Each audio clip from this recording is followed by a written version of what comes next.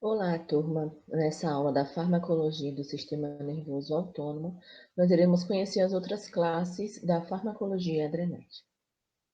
Vamos iniciar pelos agonistas adrenérgicos, e na aula passada nós conhecemos alguns desses agonistas adrenérgicos que têm ação indireta, alguns agentes de liberação, como anfetaminas, a tiramina, inibidores de captação, como a cocaína, inibidores da monoaminoxidase, como a seragilina, e inibidores da enzima catecol-O-metiltransferase, como a entacapona.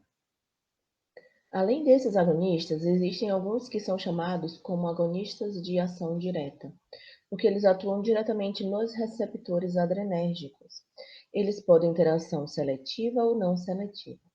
Dentre aqui os agonistas adrenérgicos seletivos, nós temos a fenilefrina como um agonista alfa-1 seletivo, a clonidina como um agonista alfa-2 seletivo, a dobutamina como um agonista beta-1 seletivo, a terbutalina como agonista beta-2 seletivos. E dentre os agonistas de ação diretas não seletivos, nós temos a oximetazolina, que é agonista de receptores alfa-1, alfa-2, isoproterenol, que é agonista de receptores beta-1, beta-2, a epinefrina ou adrenalina, que é agonista de receptores alfa-1, alfa-2, beta-1, beta-2, a norepinefrina ou noradrenalina, que é agonista não seletiva e para receptores alfa-1, alfa-2, beta-1. A noradrenalina, ela não se liga muito bem em receptores beta-2, tá, pessoal? Ela tem muito mais afinidade pelos receptores alfa e pelo receptor beta-1. As respostas desses agonistas de ação direta não são reduzidas mediante um tratamento prévio aí com a reserpina ou guanetidina, que seriam aí agonistas de ação indireta que nós estudamos na aula passada. E essa resposta desses agonistas de ação direta pode ser potencializada pela cocaína, pela reserpina e pela guanetidina. Existem também os agonistas aqui de ação mista, que seria a efedrina, que se liga em receptores alfa-1, alfa-2, beta-1 e beta-2, e além disso é um agente de liberação. A resposta é reduzida mediante um tratamento prévio aqui com a reserpina e com a guanetidina. No caso dos agonistas de ação indireta, as respostas dos agentes de liberação são extintas pelo tratamento prévio aí com a reserpina e a guanetidina, que diminuem a quantidade dessas catecolaminas dentro das vesículas. Vamos então observar uma característica interessante em relação aos agonistas e as suas afinidades relativas pelos receptores. A gente vai falar que temos agonistas seletivos para determinado receptor, mas eu preciso que fique claro para vocês que não existe 100% de seletividade. Em determinadas situações, esse agonista ele pode passar a atuar em outros receptores adrenérgicos, e aí muitas vezes leva a efeitos colaterais distintos. Por exemplo, a fenilefrina e a metoxamina são agonistas alfa-1, então elas se ligam aos receptores alfa-1. Entretanto, em determinadas situações ou em uma dose elevada, elas podem se ligar em receptores alfa-2 também e um pouquinho lá nos receptores beta. Já a clonidina e a metilnorepinefrina se ligam em receptores alfa-2, são agonistas seletivos alfa-2, mas em determinadas situações elas podem passar a atuar em receptores alfa-1 e um pouco menos em receptores beta. Nós temos agonistas mistos alfa e beta, como a noradrenalina, que se liga de forma semelhante em receptores alfa-1 e alfa-2 e se liga muito mais em receptor beta-1 do que em receptor beta-2. Já a adrenalina se liga em receptores alfa-1, alfa-2, beta-1 e beta-2. Nós temos agonistas de receptores beta, como a dobutamina, que se liga aqui muito mais em receptores beta-1. Em determinadas situações, ela pode se ligar em receptores beta-2 e, possivelmente, poderia ativar também em receptores alfa, mas aí seriam em situações de doses muito grandes, né, em situações especiais. O isoproterenol é um agonista de receptores beta, então beta-1 e beta-2, muito mais do que os alfa. Salbutamol, terbutalina, metaproterenol, ritodrina são agonistas seletivos beta-2, mas nada impede que eles possam se ligar em receptores beta-1 ou receptores alfa, se estiverem em situações especiais, por exemplo, em doses muito grandes. Alguns agonistas dopaminérgicos, e como a dopamina, ela se liga em receptores da família D1 e da família D2 de maneira semelhante, mas observem aqui que elas podem passar a se ligar em receptores adrenérgicos, sejam receptores beta ou receptores alfa, a depender aí de sua concentração, a depender de alguma situação especial. Vamos iniciar o estudo dos fármacos adrenérgicos aqui, agonistas, através dos agonistas não seletivos. Nós temos a epinefrina, que é a adrenalina, então, a depender do livro, vocês encontram com essas nomenclaturas diferentes. É utilizada por via intravenosa. Observe, ela vai então levar a um aumento de pressão arterial, aumento cronotrópico e aumento inotrópico, ou seja, aumento de frequência cardíaca e aumento de força de contração cardíaca. Além disso, ela causa vasoconstricção em leitos vasculares. Então, atuando no coração em receptores beta-1, atuando nos vasos em receptores alfa-1, a gente tem esses efeitos. O uso intravenoso em pequenas doses pode levar aí a uma queda de pressão arterial, e isso está associado com uma maior sensibilidade dos receptores beta-2, então a gente vai ter um efeito de adrenalina e receptores beta-2 que podem estar na parede dos vasos. Isso levaria à ativação da via da reciclase de adenilil e relaxamento nessa célula muscular lisa vascular. Isso poderia, então, dar uma diminuição aí de resistência.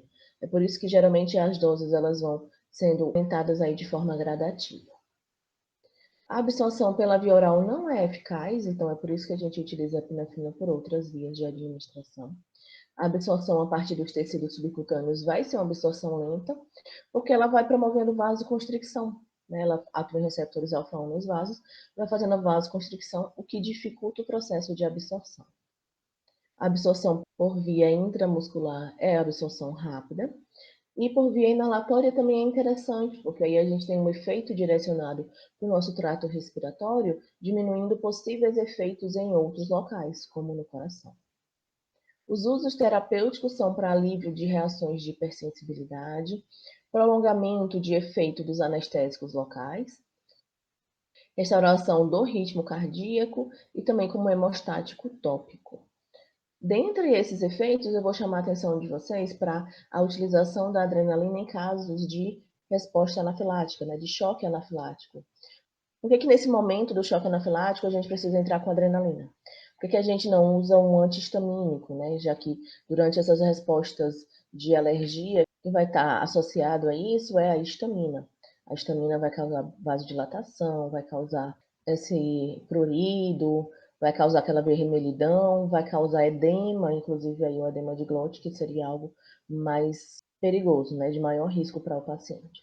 Por que nesses momentos a pessoa precisa usar adrenalina? Inclusive tem adrenalina em canetinhas, quem tem reações anafiláticas, aí eles andam geralmente com uma canetinha de adrenalina.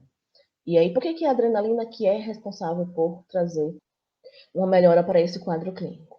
Primeiro eu vou adiantar um pouco do que vocês vão estudar dentro da farmacologia lá das alergias, porque nesse processo aí do choque anafilático, a gente tem uma grande quantidade de histamina sendo jogada no nosso corpo. E aí, nesse caso, a utilização de antihistamínicos não é eficaz, porque os antihistamínicos, eles são fármacos que atuam como antagonistas competitivos. E lembra da nossa aula de farmacodinâmica, onde nós aprendemos que os antagonistas competitivos podem ser deslocados? Eles atuam no mesmo sítio daquele agonista, mas quem tiver em maior quantidade consegue deslocar o outro. Então, em um choque anafilático, a histamina está em maior quantidade. Então, mesmo que você administre um antihistamínico, ele não vai ter efetividade, porque a histamina vai conseguir deslocar ele daquele sítio ativo. E aí a adrenalina é alternativa porque ela atua em receptores beta-1, então ela aumenta o batimento cardíaco, aumenta a força de contração, né, a frequência cardíaca naquele momento do choque. Ela atua em receptores beta-2 que estão presentes ali nos brônquios, levando a um processo de broncodilatação para facilitar então o processo de respiração. Ela atua em receptores alfa-1 que fazem vasoconstricção, inclusive nessas regiões onde existe edema, a gente vai observar esse edema devido à vasodilatação muito grande, que facilita a passagem do plasma, né, causando esse edema. O plasma ele sai de dentro aí dos vasos e ele passa para o líquido intersticial. Então a gente precisa fazer um processo de vasoconstricção que a adrenalina também faz. Então ela diminui o edema, faz a broncodilatação e também aumenta nosso batimento cardíaco, frequência cardíaca, força de contração cardíaca. Então, por isso que ela é efetiva ali para salvar o paciente no momento do choque anafilático. Porém, é extremamente perigoso essa utilização de adrenalina, tem que ser muito bem regulada. Aqui a gente vê uma reportagem lá do G1 do Distrito Federal, cuja matéria é Corpo de menina morta após alta dose de adrenalina no Distrito Federal é enterrado. Isso ocorreu no Hospital Regional de Santa Maria, e ela utilizou aí 3,5 ml de adrenalina nesse hospital. E aí ela foi a óbito devido a esses problemas, principalmente de aumento aí de contração cardíaca, aumento de força de contração cardíaca. Dentre os fármacos agonistas alfa seletivos, a gente vai iniciar pelos que são seletivos para receptores alfa-1. Eles causam, então, vasoconstricção local. Esse receptor acopla as proteínas GQ11 e ativa a via de fosfolipase C. Também vasoconstricção ocular, então quando a pessoa tem aquela hiperemia ocular, eles podem ser utilizados. Uso em associação ou não com anestésicos locais, para aumentar aí o tempo de ação desses anestésicos, e como descongestionantes nasais. Os agonistas seletivos alfa-1, eles então aumentam a resistência periférica total e, consequentemente, aumentam a pressão arterial. Isso pode levar a uma bradicardia reflexa, né, ativação daqueles baroreceptores que a gente localiza no arco aórtico e também no seio carotídeo. O uso sistêmico deles é limitado. A gente tem aqui a metoxamina, que é o mais conhecido, para utilização em alguns casos de choque. Eles são muito mais utilizados topicamente, como a fenilefrina, a oximetazolina e a tetridrozolina, que são utilizados aí em casos de congestão nasal e também em casos de hiperemia oftálmica. Esses descongestionantes tópicos, como a fenilefrina, nafazolina e oximetazolina, né, que são bastante conhecidos, eles têm algumas vantagens em relação à utilização desses descongestionantes sistêmicos. A vantagem aqui, a gente teria, por exemplo, efeito rápido deles. E é raro eles produzirem efeitos sistêmicos se eles são utilizados de maneira correta. Como desvantagem, eles podem gerar efeitos aí rebote e também o processo de dessensibilização. Então, se a gente observar o que está acontecendo nessa região nasal antes da utilização do agonista alfa-1 seletivo, a gente teria aqui vasodilatação, o que favorece, então, a passagem desse plasma para a região intersticial, leva a essa congestão. Com a utilização dos agonistas alfa-1 seletivos, a gente teria essa diminuição de congestão e facilitaria, então, o nosso processo de respiração, mas isso pode levar a um efeito rebote devido a processos, por exemplo, aí, de dessensibilização. É por isso que muitas pessoas que utilizam esses descongestionantes tópicos constantemente sinalizam que perde o efeito desse medicamento, justamente devido a esses processos de rebote. Os descongestionantes sistêmicos, como a fenilefrina, nafazolina e a oximetazolina, têm como vantagem reduzir esse dano à mucosa que pode acontecer devido à aplicação tópica, né, direta naquele mucosa nasal, e também diminuir esse efeito rebote. Entretanto, né, esse efeito é sistêmico, então para ele ser alcançado, isso vai demorar mais. Então, o que é que a gente aconselha? Durante o momento realmente da crise, só quando você necessita, você está tentando dormir, não consegue, o nariz está lá entupido, você pode utilizar o descongestionante tópico para facilitar esse processo de respiração e você conseguir dormir. E durante o dia, você utilizaria aí um descongestionante sistêmico, porque a ação dele é mais lenta e isso auxiliaria também na melhora aí desses quadros de congestão. Como agonistas alfa seletivos para receptores alfa-2, eles vão então diminuir a pressão arterial. Lembre-se que esses receptores alfa-2 eles são muito localizados nos terminais pré-sinápticos, e aí eles diminuem a liberação de mais neurotransmissores. Diminuindo a liberação de catecolaminas, a gente teria aí redução de pressão arterial. A clonidina é um antihipertensivo que tem o seu uso mais restrito, porque existem fármacos aí antihipertensivos melhores, mais seguros, né, e com eficácia comprovada. Dentro dos antihipertensivos, existem aí 14 classes diferentes de medicamentos. E aí, a clonidina não é tão utilizada mais como um antihipertensivo. Atualmente, ela é mais utilizada para o alívio dos sintomas da abstinência de etanol, de opioides e também em alguns casos de transtorno do déficit de atenção e hiperatividade. Como efeitos colaterais para a utilização da clonidina, a gente pode elencar bradicardia, boca seca e também a sedação. O ganabenzo e a guanfacina têm efeitos colaterais também semelhantes aí à clonidina, causam uma bradicardia, boca seca e também o processo de sedação. O agonista dexmedetomidina causa uma sedação que é exacerbada e isso é explorado aqui em cirurgias. Por quê? Porque a sedação que esse fármaco faz não está associada a um processo de depressão respiratória. Isso é muito relevante, porque você não quer que o paciente ele fique sedado e tenha o risco de ter uma depressão respiratória e morrer ali na sala de cirurgia, né? Então, isso vem sendo explorado aí em cirurgias devido a essa questão da depressão respiratória não acontecer.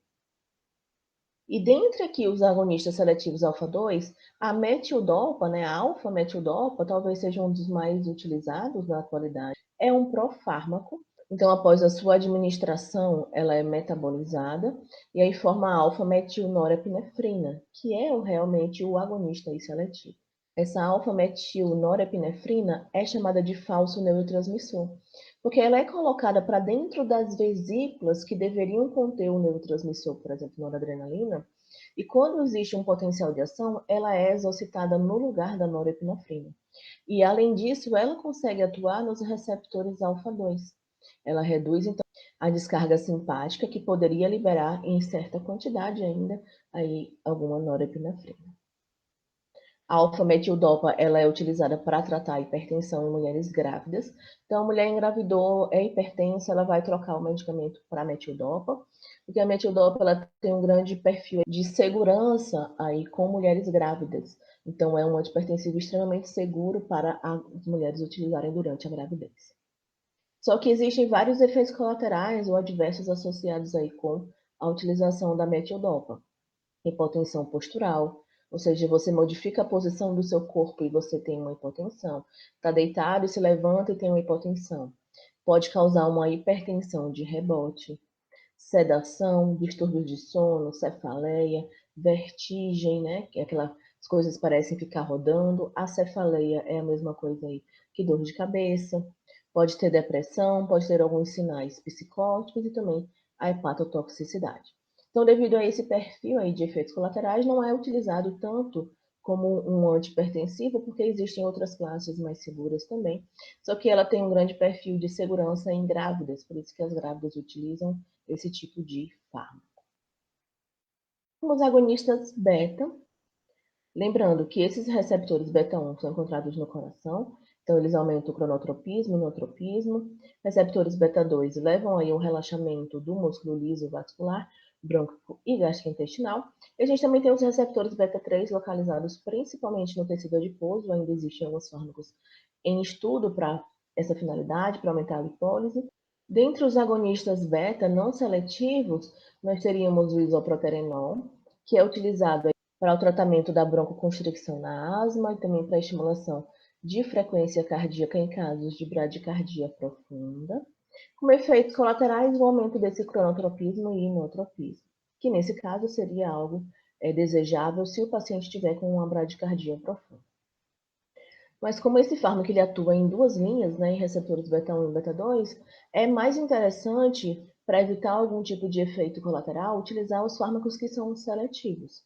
Como os agonistas seletivos beta-1, nós temos a dopamina.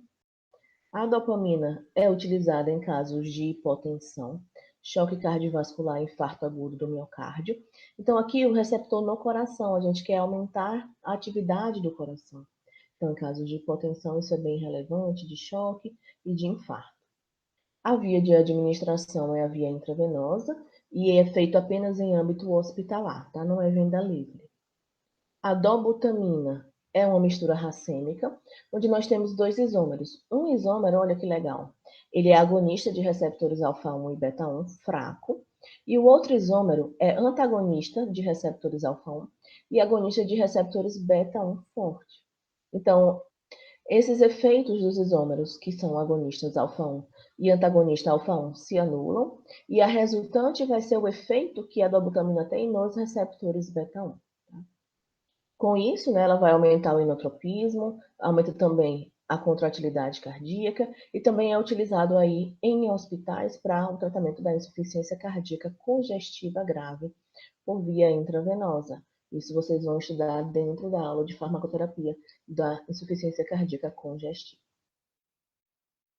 Quando a gente pensa nos antagonistas seletivos beta-2, eles são indicados principalmente para o tratamento aí da asma, né, problemas respiratórios, já que a ação da adrenalina e noradrenalina em receptores beta-1 leva à broncodilatação. Então, geralmente são utilizados na forma farmacêutica de aerossol, o que leva a uma limitação da ação na região pulmonar. Isso é bom, porque reduz o perfil de efeitos colaterais. O efeito colateral que pode acontecer, tremor de músculo esquelético, porque temos receptores beta-2 lá, e também taquicardia ao atuar em receptores beta-1. O metaproterenol é o protótipo desse grupo, mas nós temos alguns fármacos que têm um melhor perfil aí farmacocinético e que, consequentemente, são mais utilizados, tá? A gente tem a própria terbutalina, salbutamol, fenoterol. Eles, junto com o metaproterenol, são agonistas seletivos beta-2 de ação curta. Então, geralmente, eles ficam naquelas bombinhas e são utilizados no momento da crise. A ação deles é muito curta. Já o salmeterol e o formoterol são agonistas seletivos beta-2 que têm uma ação mais longa, aí 12 horas de ação. Então, seriam fármacos mais indicados para os efeitos, né, de manutenção, como dose de manutenção, enquanto curso de ação curta para o momento da crise, realmente, a crise asmática. Por exemplo, a gente tem início da broncodilatação e a duração da broncodilatação. Muitos aqui, ó, o formoterol e o salmeterol têm uma duração de broncodilatação maior, e o início desse efeito deles é um pouco mais demorado, por exemplo, para o salmeterol. O salbutamol é o famoso aerolim, um dos mais vendidos e utilizados aqui no Brasil. É o fármaco padrão. Está na nossa RENAME, que é a nossa Relação Nacional de Medicamentos Essenciais. Pode ser utilizado por via oral, por via intravenosa e por via inalatória.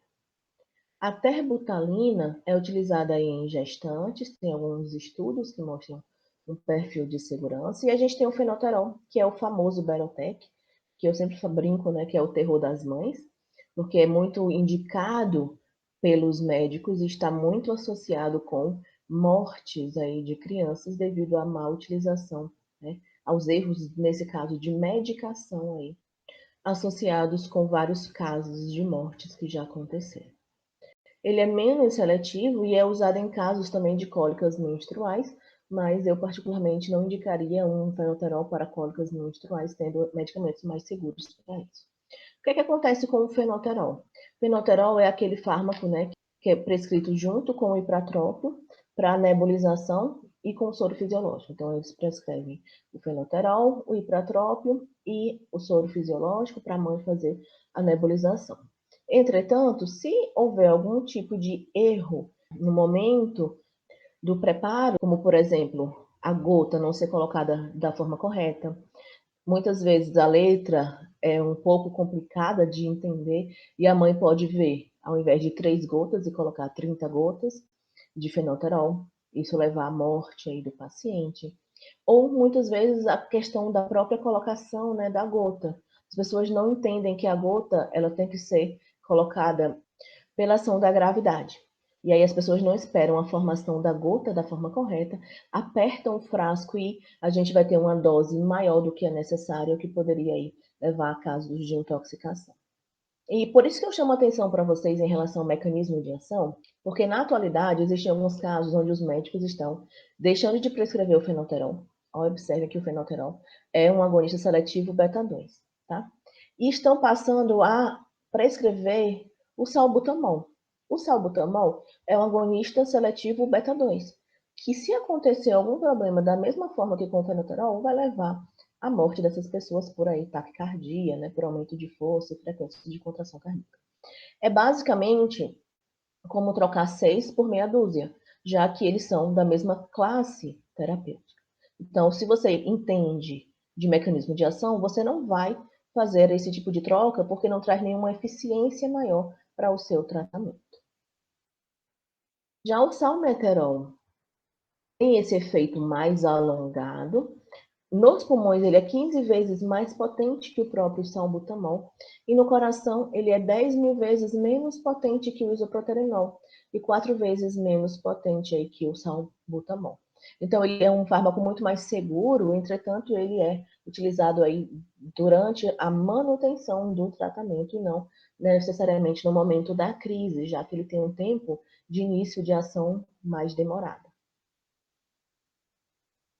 Como efeitos colaterais para esses agonistas adrenérgicos, a gente teria arritmia cardíaca, cefaleia, uma hiperatividade, insônia, náuseas e também os tremores musculares. Fazendo um resumo geral desses agonistas adrenérgicos, a gente teria as catecolaminas, né, com rápido início de ação, curta duração de ação, não administrados por via oral e aqui que não penetram na barreira hematoencefálica. Epinefrina, atuando em diferentes tipos de receptores, os receptores alfa e beta.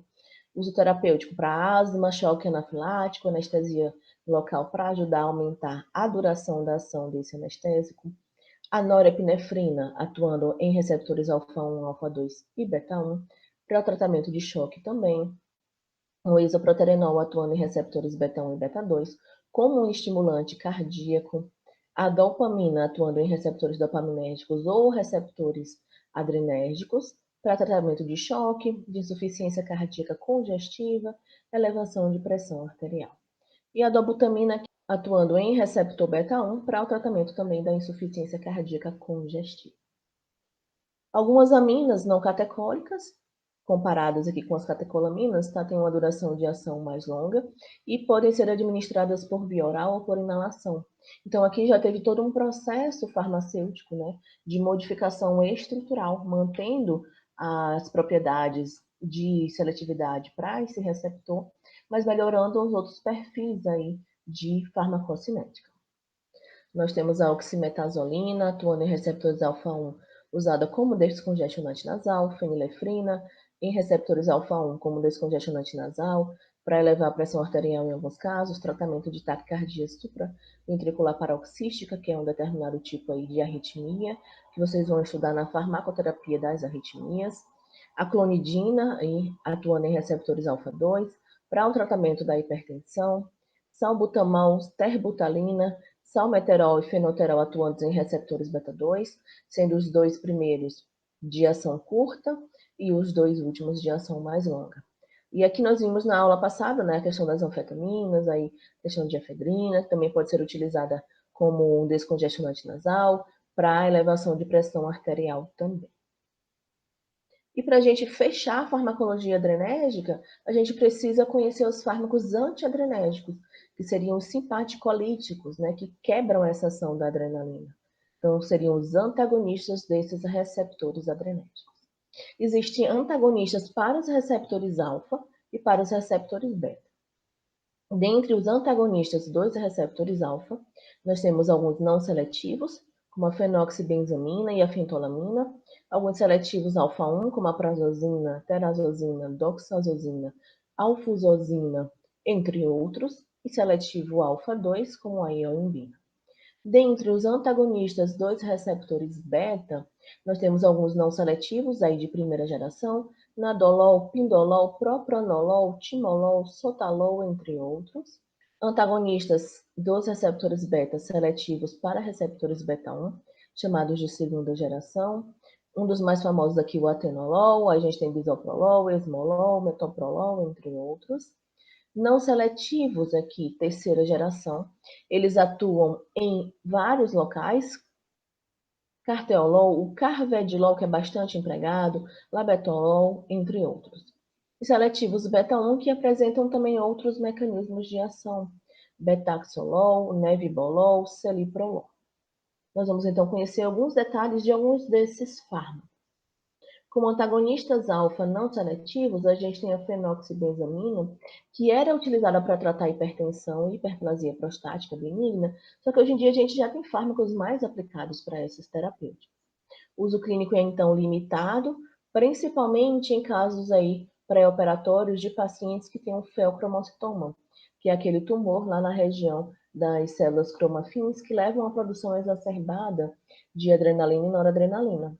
E isso é importante durante as cirurgias para reduzir complicações cirúrgicas, porque pode haver algum tipo de rompimento naquela região e uma liberação maciça aí de catecolaminas durante o procedimento cirúrgico. Então, ele é utilizado com essa finalidade aí para evitar essa problemática no pré-operatório. A fentolamina é utilizada para tratar hipertensão grave e também tem efeitos na disfunção erétil. Aí tem uma melhora no quadro da ereção peniana. O uso clínico também é limitado, também é muito mais utilizado com essa finalidade aí pré-operatória em pacientes com feocromocitoma para reduzir essas complicações cirúrgicas. Como um antagonista e seletivo alfa-1, nós temos a prazosina, que é um antihipertensivo, utilizado aí clinicamente, tá? E a dose inicial ela precisa ser uma dose reduzida para evitar uma hipotensão postural que pode acontecer, e em seguida vai sendo feita a elevação gradual da dose. A terazosina, a doxazosina têm ações aí semelhantes à prazosina, e a meia-vida dela é um pouco mais longa. Pensando na questão da meia-vida ser mais longa, a gente vai precisar fazer menos administrações. Isso facilita aí o tratamento pelo paciente, ele vai esquecer menos vezes de tomar esses medicamentos. Como antagonistas de receptores alfa-2, a gente tem a ioimbina, que é utilizada para o tratamento da disfunção erétil leve. Entretanto, já foram observados alguns casos onde há uma liberação aumentada de noradrenalina devido à utilização da ioimbina, e isso poderia levar à estimulação tanto de receptores beta como de receptores alfa. E existe um uso off-label aí para a ioimbina na queima de gordura. O que é esse uso off-label?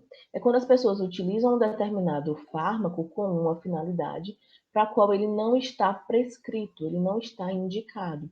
Na bula da ioimbina não tem nenhuma indicação terapêutica para essa lipólise, né? Mas as pessoas utilizam esse fármaco com essa finalidade, então é um uso off-label, não está indicado para isso. Como efeitos colaterais para esses antagonistas alfa, a gente teria a hipertensão ortostática, taquicardia, vertigem e a própria disfunção sexual. Como antagonistas beta não seletivos, a gente teria propranolol, nadolol, timolol. Eles são utilizados aí para hipertensão e também para angina. São contraindicados em pacientes asmáticos, uma vez que eles, ao atuar em receptores beta-1 para reduzir esse quadro de hipertensão, eles também poderiam atuar em receptores beta-2. E aí os receptores beta-2, após ativados pela adrenalina e noradrenalina, levam a uma broncodilatação. Antagonizar esse efeito pioraria aí o quadro desses pacientes asmáticos, porque a gente veria uma broncoconstricção. O nadolol também é eficaz na prevenção de sangramentos de varizes esofágicas em pacientes com cirrose, e ele tem uma meia-vida longa, então pode ser aplicado aí com essa finalidade terapêutica. Como antagonistas beta não seletivos beta e antagonistas alfa-1, a gente tem o labetalol, que faz um bloqueio variável. No caso do labetalol, ele é basicamente uma combinação de isômeros, tá? De estereoisômeros. Apresentam aí propriedades farmacológicas diferentes. E o efeito e o metabolismo desse fármaco, eles podem variar entre as pessoas. Por isso que a proporção relativa de um antagonismo para receptores beta ou antagonismo para receptores alfa, ele vai variar de indivíduo para indivíduo. Mas, de forma geral, ele reduz a resistência periférica e também reduz a pressão arterial. Por isso, ele é utilizado aí como antihipertensivo em emergência. O efeito adverso associado com o labetalol é uma possível hepatite medicamentosa. O carvedilol reduz também essa resistência periférica e a pressão arterial. Também é utilizado como antihipertensivo em emergências. Ele é muito eficaz na insuficiência cardíaca congestiva. E essa é uma das principais aplicações da sua utilização na atualidade. Como antagonistas beta, agora os seletivos para receptores beta-1, a gente tem o esmolol, metoprolol, atenolol, bisoprolol e betaxolol. Tem a meia-vida curta aqui, cerca de 3 a 4 minutos, o esmolol, e a meia-vida intermediária de 4 a 9 horas, metoprolol e o atenolol. O nebivolol é um antagonista que atua seletivamente antagonizando os receptores beta-1, mas ao mesmo tempo ele também produz outros mecanismos de ação. Por exemplo, ele causa vasodilatação por aumentar a liberação de óxido nítrico. Nós temos nessa tabela diferentes antagonistas para receptores beta, chamados aí de terceira geração, que possuem outros mecanismos adicionais, além dessa ação, antagonista. Alguns auxiliam na produção de óxido nítrico, alguns causam agonismo de receptores beta-2, outros também antagonizam receptores alfa-1, outros causam bloqueio da entrada de cálcio, abertura de canais de potássio, e também tem ação antioxidante. A gente pode observar o carvedilol, por exemplo, antagonizando receptores alfa-1 também, bloqueando a entrada de cálcio, tendo ação antioxidante. Então, a gente tem um perfil de outros mecanismos associados com esses fármacos. Pensando nas indicações terapêuticas e nos efeitos indesejados desses beta-bloqueadores, a gente pode observar como usos terapêuticos, principalmente na hipertensão, é essencial, para controle de tremor, para arritmias cardíacas, doença coronariana, insuficiência cardíaca congestiva e também alguns casos de hipertiroidismo, glaucoma e enxaqueca. E como efeitos indesejados, cefaleia, depressão, broncoconstricção, bradicardia, bloqueio atrioventricular, queda de pressão arterial, hipoglicemia e alguns distúrbios de ereção peniana. Resumindo esses antagonistas adrenérgicos, a gente teria o propranolol atuando aqui em receptores beta-1, beta-2, indicado para hipertensão, enxaqueca, hipertiroidismo, angina, infarto. Nadolol e pindolol, beta-1 e beta-2 para hipertensão. Timolol também beta-1 e beta-2, indicado para hipertensão, glaucoma.